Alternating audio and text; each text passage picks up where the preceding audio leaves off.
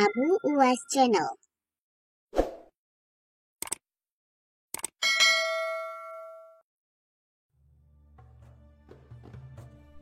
Pada pertemuan kali ini, kita akan sambung topik pembelajaran kita Pendidikan Islam tahun 5 yang bertajuk Syirik Merosakkan Akidah. Baiklah, mari kita lihat objektif pembelajaran. Berikut merupakan objektif pembelajaran kita pada hari ini.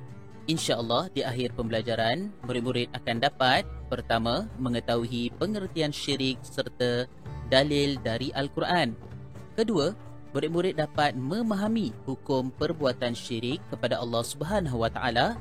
Dan ketiga, murid-murid dapat mengenal pasti jenis-jenis syirik kepada Allah Subhanahu Wa Taala. Baiklah, mari kita teruskan pembelajaran. Murid-murid, sila lihat pada paparan gambar. Di sini kita dapat lihat antara aktiviti-aktiviti ataupun perbuatan yang boleh membawa ke arah syirik kepada Allah Subhanahu Wa Taala. Gambar pertama ialah gambar menyembah patung atau menyembah berhala. Ini merupakan salah satu cara ataupun perbuatan syirik kepada Allah Subhanahu Wa Taala. Seterusnya, mempercayai sihir dari bomoh. Ianya juga merupakan perbuatan syirik yang perlu kita hindari dari melakukannya. Dan ketiga ialah memuja syaitan dan jin. So, jangan puja jin dan syaitan. Dan seterusnya ialah berdoa kepada makhluk lain selain Allah Subhanahu Wa Taala. Jadi, kesemua perbuatan ini merupakan perbuatan syirik yang perlu dihindari. Okey, jom kita pergi ke paparan seterusnya. Baiklah, pada paparan ini kita akan lihat apakah itu pengertian syirik, apakah itu maksud syirik. Baik, syirik bermaksud perbuatan menyekutukan Allah dan sesuatu yang lain. Syirik boleh berlaku dengan iktikad, perkataan dan perbuatan. Sila lihat perkataan menyekutukan. Menyekutukan Allah bermaksud kita menduakan Allah, mentigakan Allah, mengempat dan seterusnya. Itulah yang dimaksud melebihkan ataupun kita menganggap bahawa terdapat Tuhan lain selain daripada Allah Subhanahu Wa Taala. Sebenarnya Allah itu esa, satu sahaja. Jadi kita tak boleh menyekutukan. Seterusnya, syirik boleh berlaku dengan iktikad. Iktikad bermaksud apa? Kita rasa di dalam hati. Kita anggap bahawa Allah Subhanahu Wa Taala tidak ada kuasa lain. Allah tidak ada kuasa lain dan kita anggap ada kuasa lain selain daripada Allah. Seterusnya, perkataan. Kita mengaku bahawa terdapat kuasa lain selain daripada Allah Subhanahu Wa Taala. Dan seterusnya, perbuatan. Perbuatan seperti apa? Kita menyembah sesuatu atau kita melakukan sesuatu aktiviti yang boleh membawa ke arah syirik kepada Allah. Itulah yang dimaksudkan dengan syirik. Baiklah.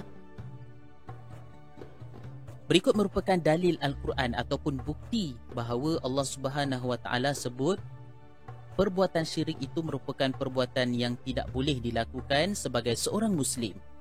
A'udzubillahi minasyaitonirrajim.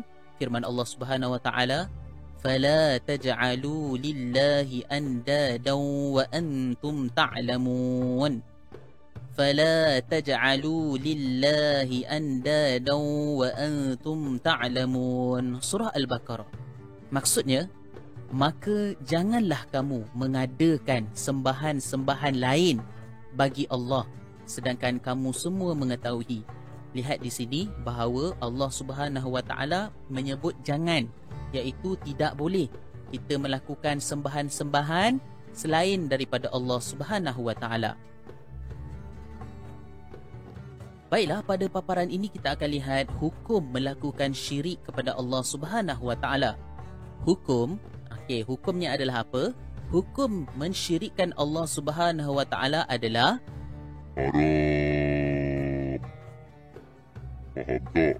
Haram. Dan dikategorikan sebagai dosa yang besar. Jadi, kita jangan mensyirikkan Allah Subhanahu Wa Taala kerana hukumnya adalah Haram. Baiklah. Baik, jenis-jenis syirik. Apakah jenis-jenis syirik? Syirik ni ada jenis-jenis dia. Pertama dikenali sebagai syirik jalli. syirik jali. Okey, apakah itu syirik jali? Syirik jali ialah mempercayai atau mengaku wujudnya Tuhan lain selain Allah Subhanahu Wa Taala atau menyembah selain Allah Subhanahu Wa Taala. Syirik jali juga dikenali sebagai syirik yang besar. Bermakna kalau kita lakukan perkara ini, kita boleh terkeluar daripada agama Islam. Subhanallah. Jadi kita jangan sesekali melakukan syirik jali. Seterusnya kita lihat kesan syirik jali. Kesan syirik jali boleh membatalkan akidah. Ini yang dimaksudkan dengan keluar daripada agama Islam.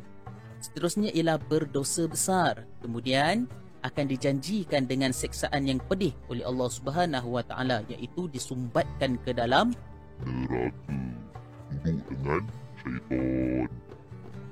Baiklah, apakah contoh-contoh syirik jali? Contohnya adalah seperti menyembah berhala ataupun patung, sembah patung, menyembah matahari atau meminta pertolongan dengan kubur, dengan orang mati minta pertolongan. Itu dikira sebagai syirik jali. Seterusnya, syirik yang seterusnya ialah syirik khafi. Syirik khafi. Apakah itu syirik khafi? Syirik khafi dikenali sebagai tidak meletakkan Allah Subhanahu Wa Taala sebagai yang utama dalam niat ketika beribadah atau melakukan sesuatu perkara. Syirik ini dikenali dengan syirik yang kecil. Okey? Sebagai contoh, kita menganggap bahawa sesuatu perbuatan itu kerana pujian manusia ataupun mengharapkan penghargaan. Itu dikenali sebagai syirik khafi. Kesan syirik khafi ialah menghapuskan pahala amalan. Seterusnya, mendapat dosa dan kemurkaan Allah Subhanahu Wa Taala.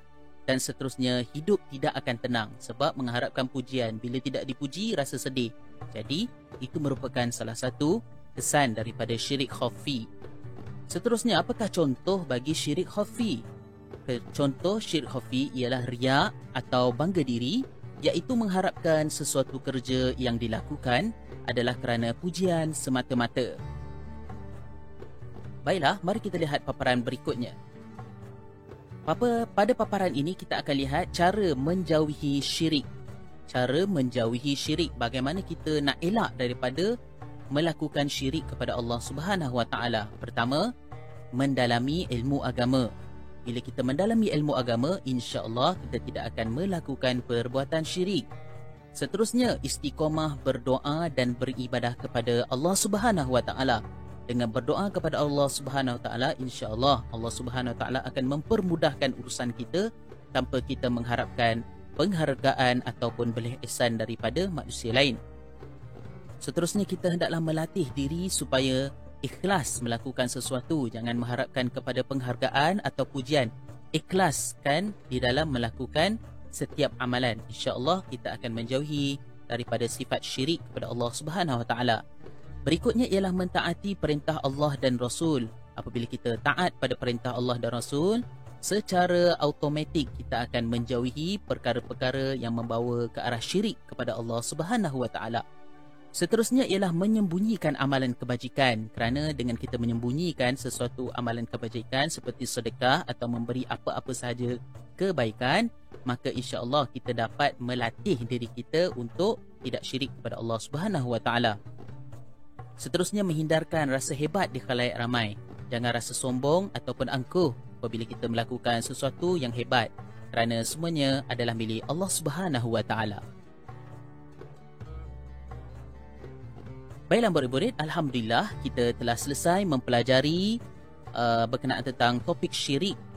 InsyaAllah pada hari ini murid-murid telah berjaya mengetahui pengertian syirik serta dalil dari Al-Quran.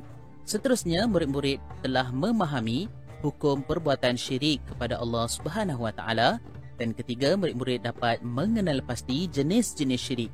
Baiklah murid-murid, pembelajaran kita tidak terhenti setakat itu sahaja. Sekiranya terdapat ketidakfahaman di dalam isi pembelajaran, anda boleh mengulang semula video ini.